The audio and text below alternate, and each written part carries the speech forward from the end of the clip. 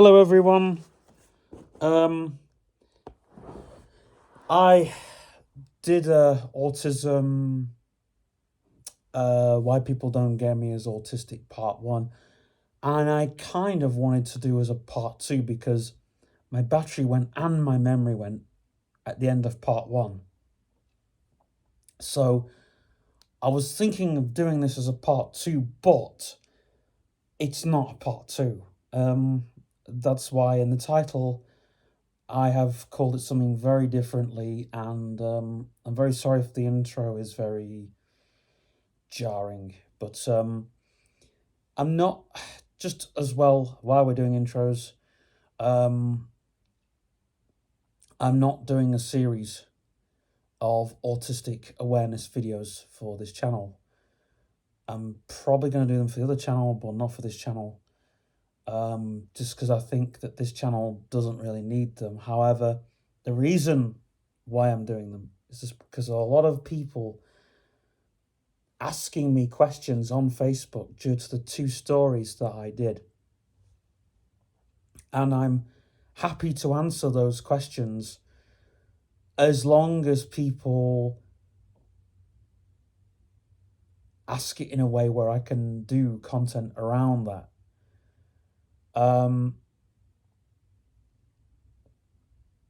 And I feel that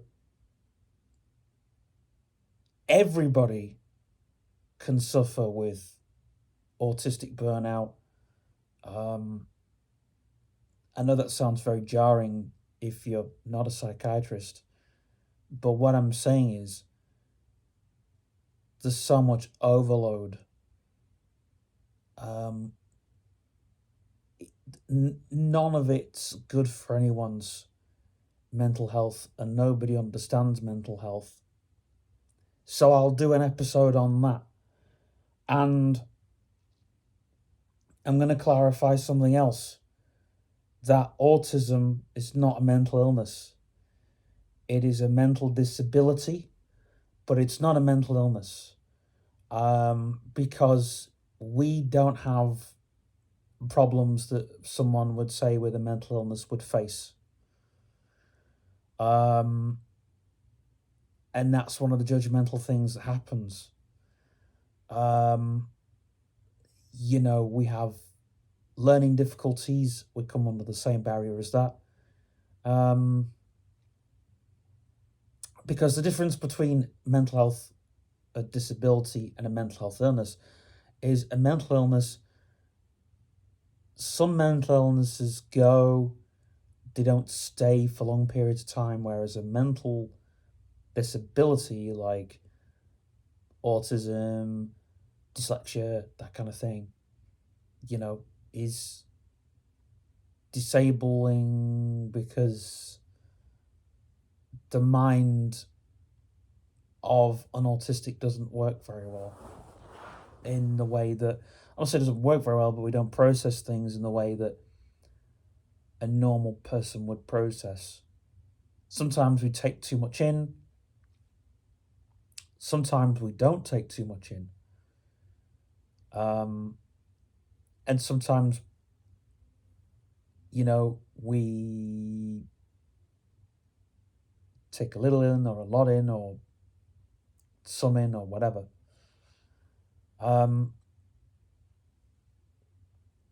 But people assume, like, if they don't see you as autistic, because they only see your, like, for the first part of your life, they've only seen one disability.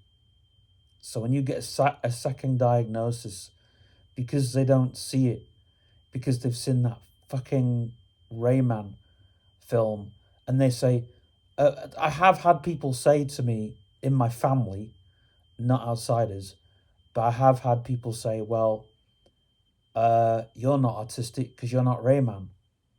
Well, fuck you.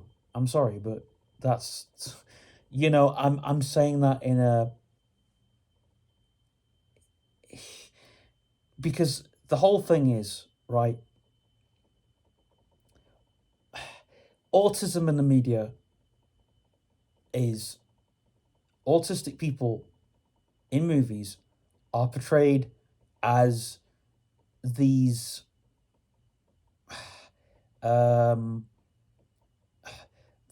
when autistic people come up in movies or disabled people come up in movies, let's just clarify that. Um, it's looked upon as or frowned upon as a piece of vermin. You know, it's there for the whole world to laugh at. Now, I'm not a Karen or a Keith, so I'm not going to say, that there are times where they get good actors, and the good actors, I like it when they don't try to play the disability.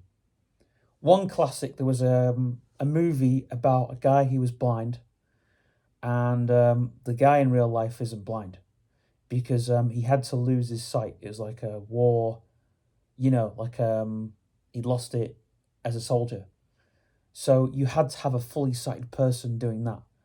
A fully sighted person who'd lost, the fully sighted person who could understand that, having like a fully sighted role. Um, you know, um, and it doesn't piss me off when fully sighted people play blind people. That doesn't piss me off. Um, it pisses me off when they get other people to play like, people that haven't, those people haven't got disabilities to play those people who've got disabilities, and they overplay the disability. And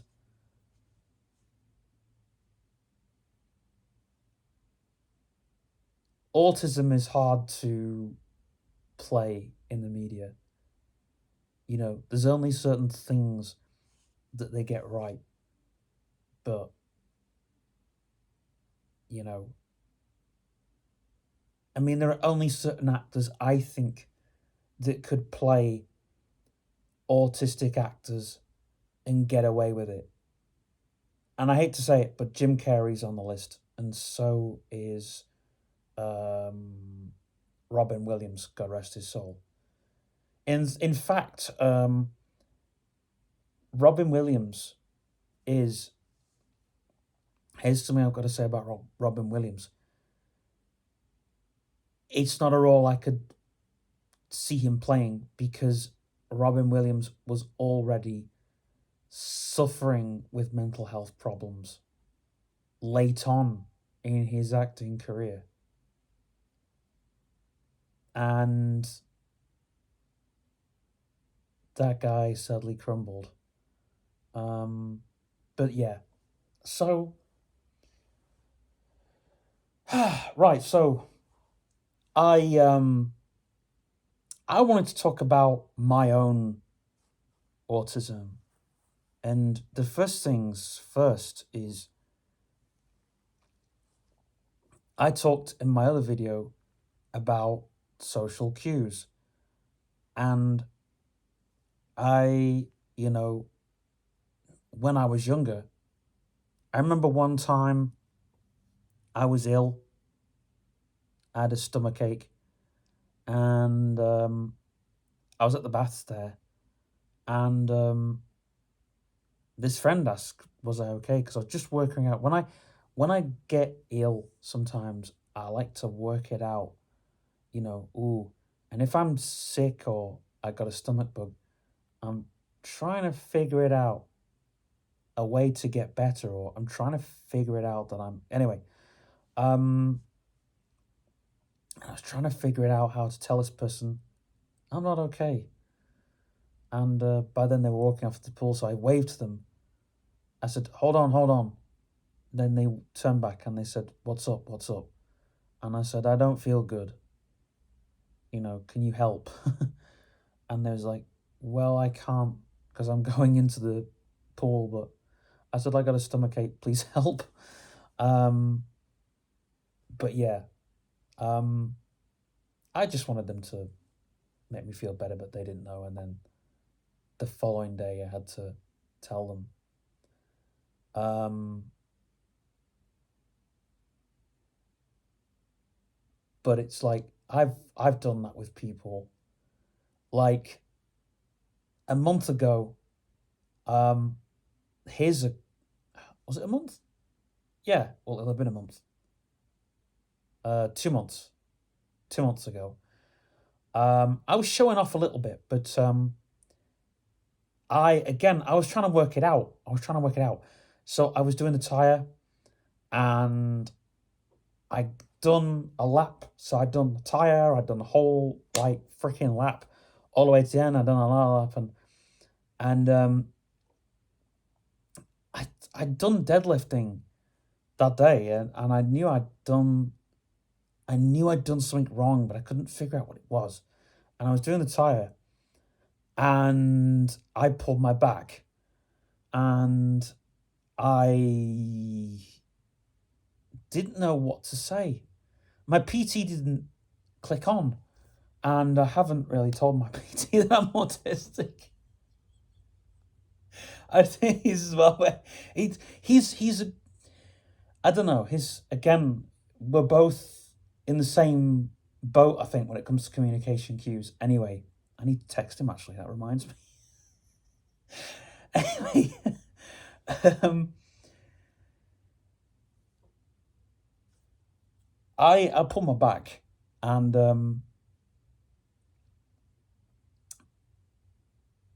I I was it freaking hurt, but I was like I was able to do it. Luckily, I'd done the tire. I didn't have to do it again. I'd done the slam ball, so I felt okay actually. I was like, oh man, it wasn't until I'd walked, like my back was hurt, but I knew I'd pulled it. I'd felt something bad. I was rubbing the bottom of it, and it felt okay, okay. So I was walking around, and that was okay. And I got to the swimming pool, and it wasn't till I had to bend over. A twinge, man. Anyway, I thought, right, this isn't. And I know. I remember when Mummy hurt her back, the doctors were telling her, the physio was telling her to touch her toes. So I thought, right, I'm gonna touch my toes. If it hurts, I'm gonna do it because it's good. I'll get it better. And it was a lower back, and I know at school I'd hurt my back.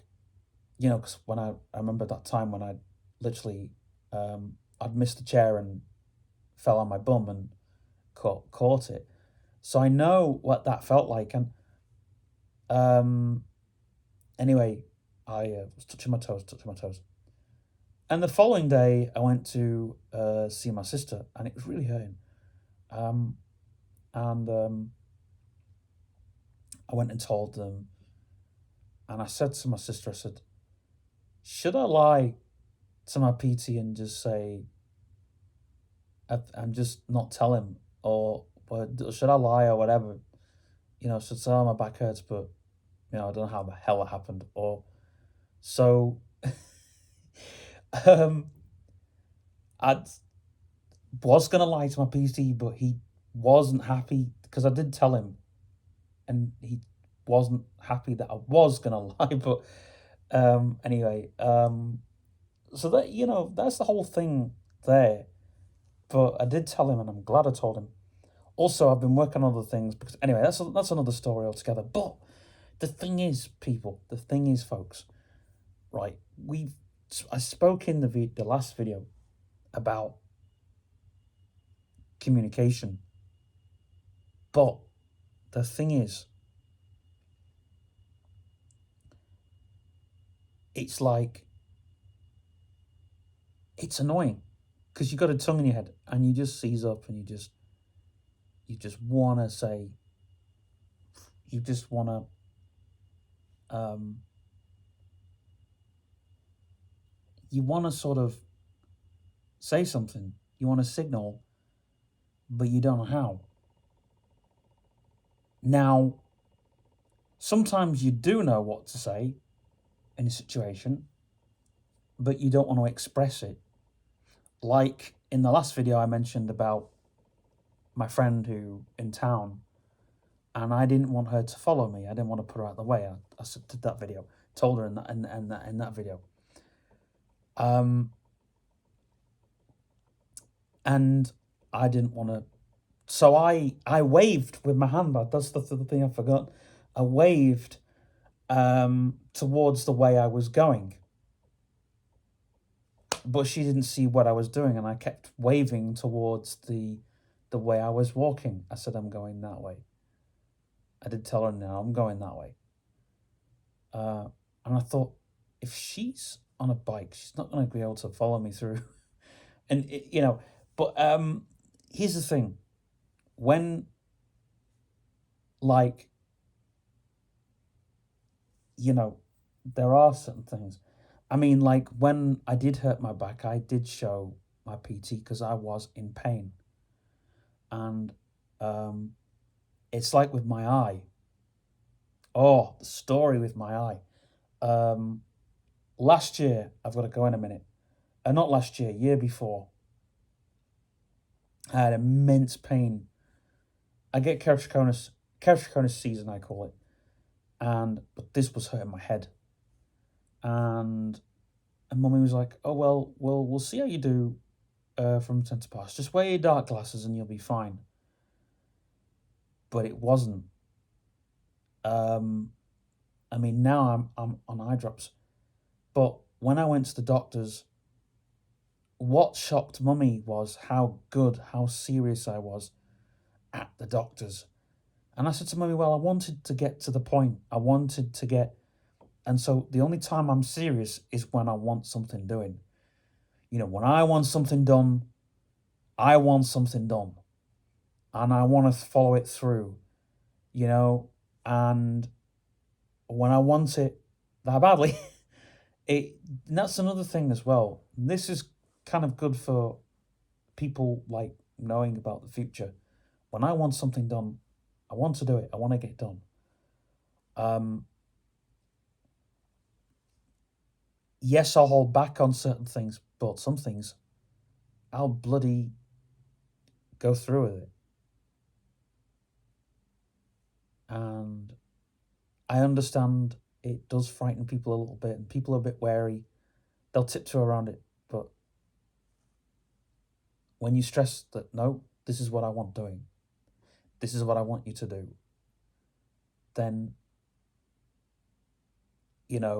that's where, and I've linked people from my other channel to this video because even though it's on my secondary channel, and I've done progressive weekly vlogs on my other channel, and the whole wanting to move on, leave home, that is my total decision. I understand that people make decisions for us, and I will do a video on that for this channel, which does piss me off, because they will say, if they don't think people can make decisions, they'll say, oh, that was their decision. And here's my rebellious side coming out here. How do you know if that was that person's decision or not? You're just saying it was just to keep them happy, shut them up or whatever.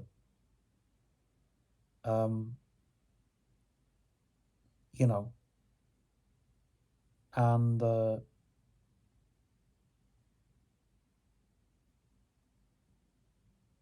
when it's my decision, and bear in mind, I thought long and hard before this decision, before I met, and I don't normally, and here's another thing, I don't normally do that. But I was thinking, not in fight or flight mode when things were hitting the fan, so to speak.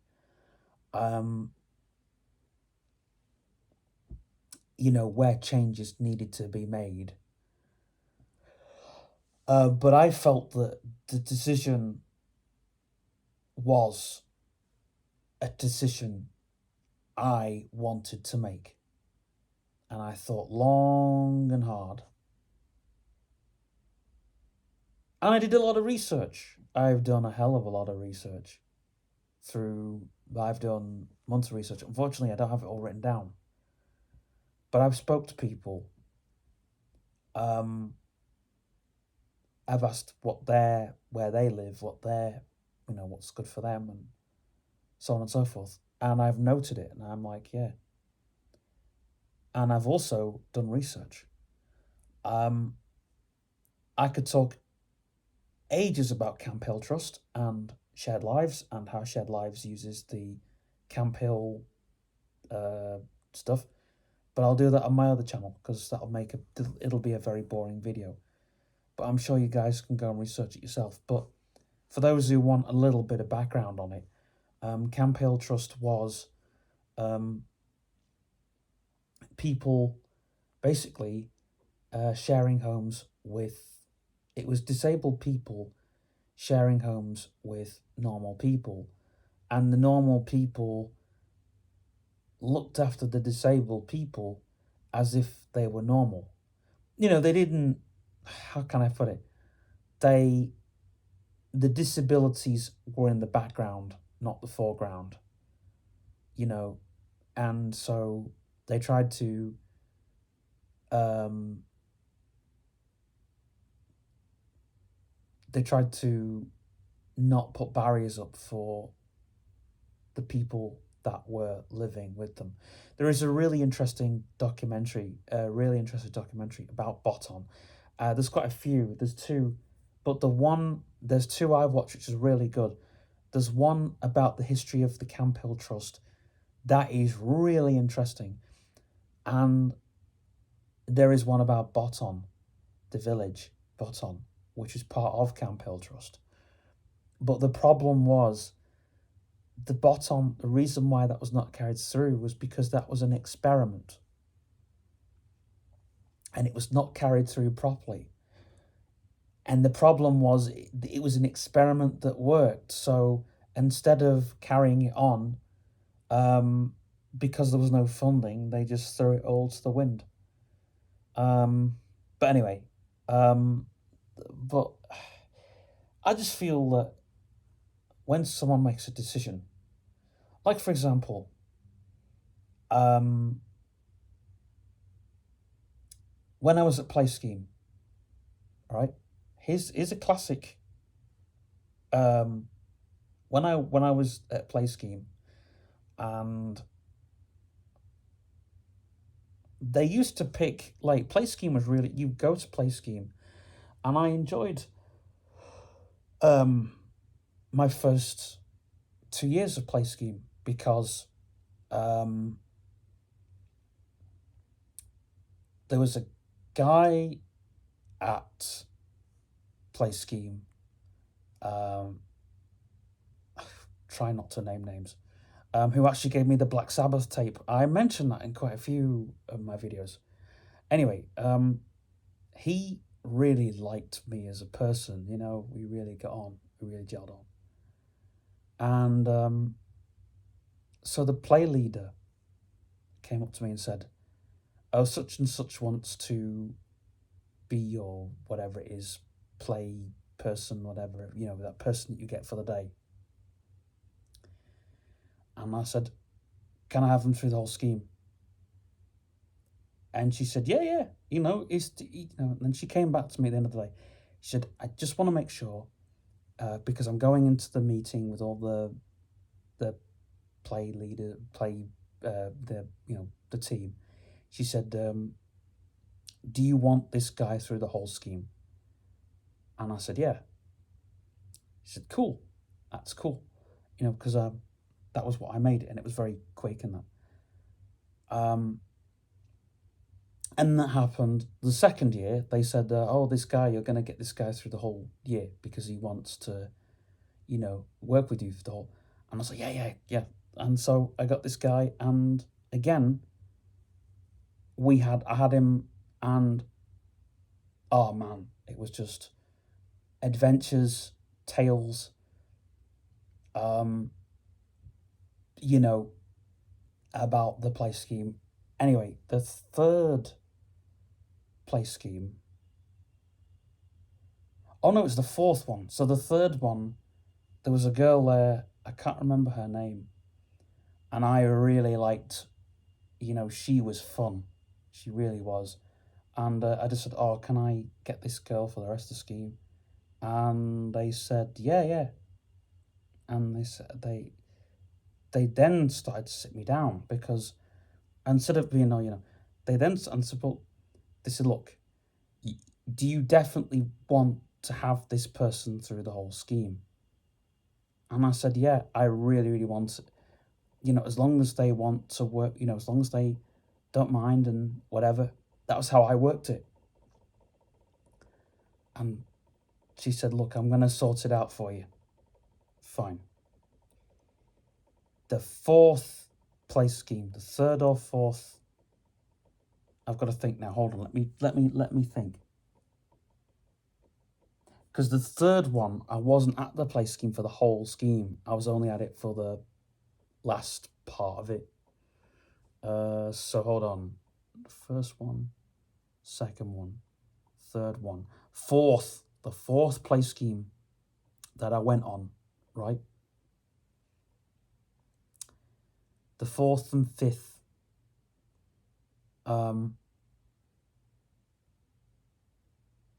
Play scheme. I still speak to one of the people that was with you. Anyway, but the fourth one, there was this guy, and we like metal and stuff like that. And I've got half. He helped me. He got a lot of CDs. That's how I built my CD collection up. Well, that's not how I properly built my CD collection up. That's another story for another day. But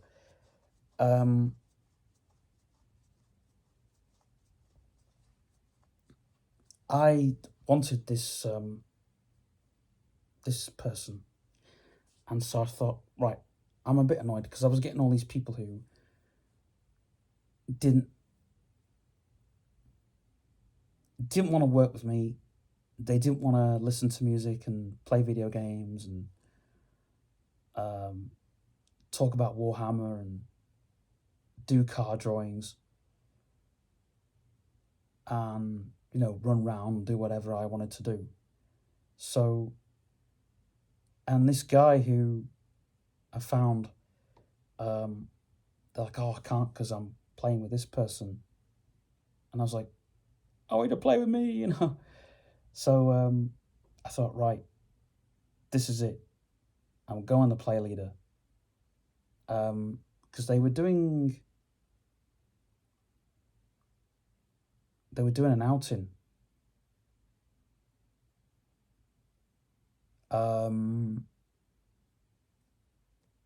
So I said, right, I'm gonna go to the play leader and tell them who I want. And so I went and I said, I want this guy, yada yada yada. And she said, again, she sat me down and she said, "Look, are you sure?" I said, "Yeah." She said, "I'll get him and see, because she said, you'll have him for the whole scheme and you won't have anybody else and you won't be able to choose anybody else."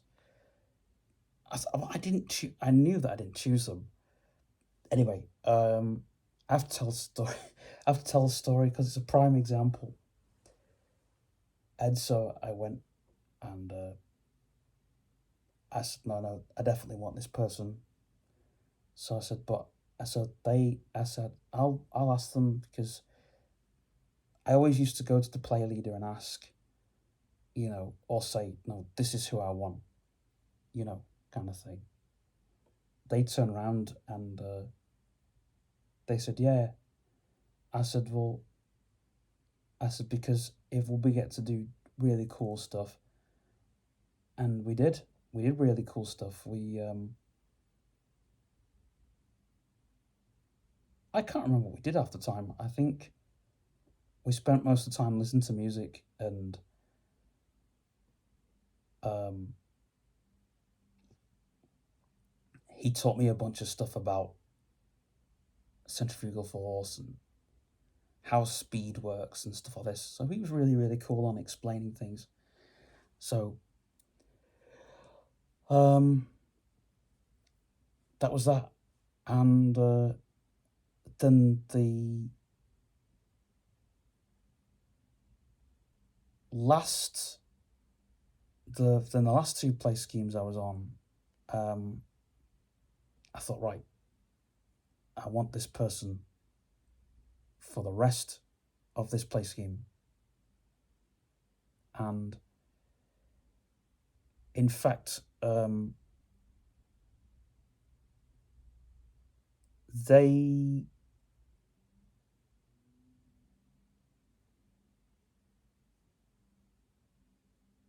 who did they get?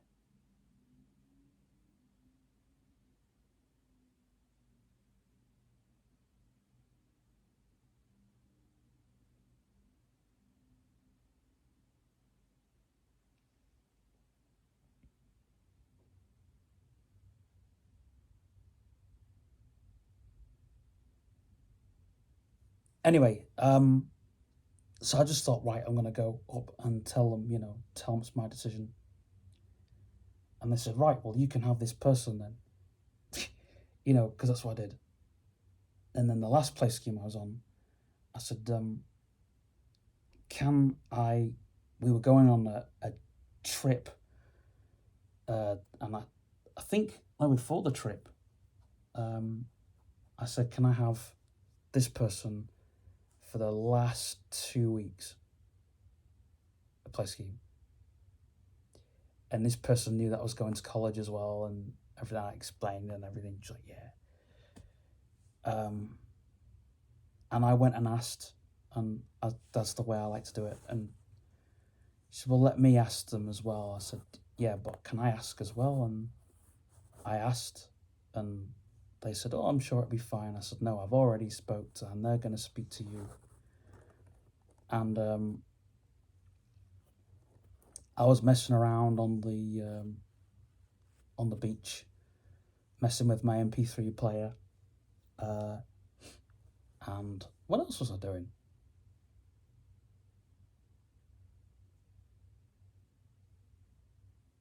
Yeah, just going around talking to people, playing with some guy's car stereo. What else was I doing?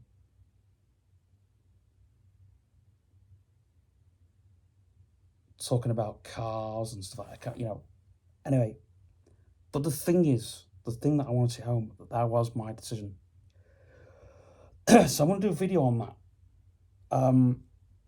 But I have to do prime examples. Prime examples that happen to me, prime examples that happen to anybody.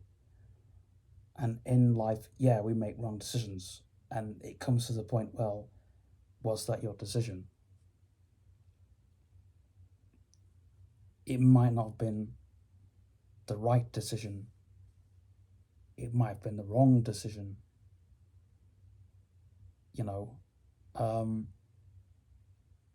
But, and also getting comfortable with things. You realize that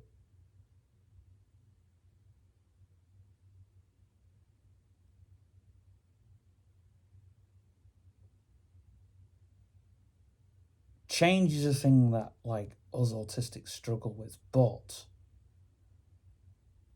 there is a time when change can be good.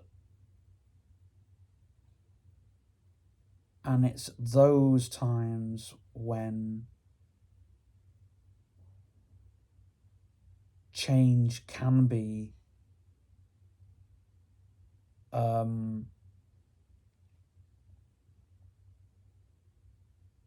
if it's done in baby steps, it's when the person's ready for it, in my mind. And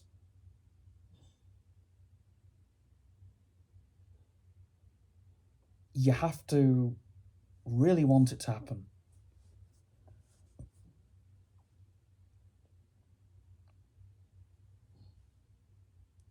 you know, and unfortunately, if you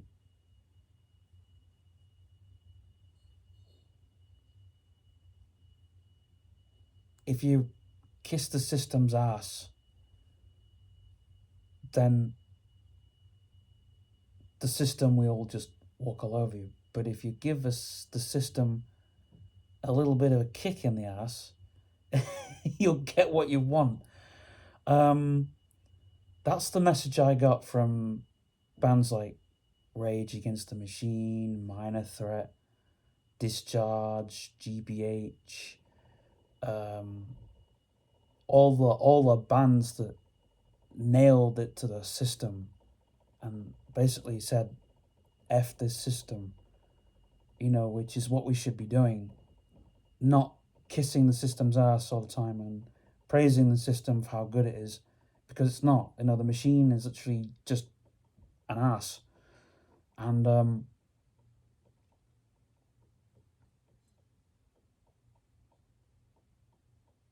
and yes, um, we are part of the system, but that doesn't mean to say that we have to worship it. You know, um, because those people that worship the system, you're not gonna get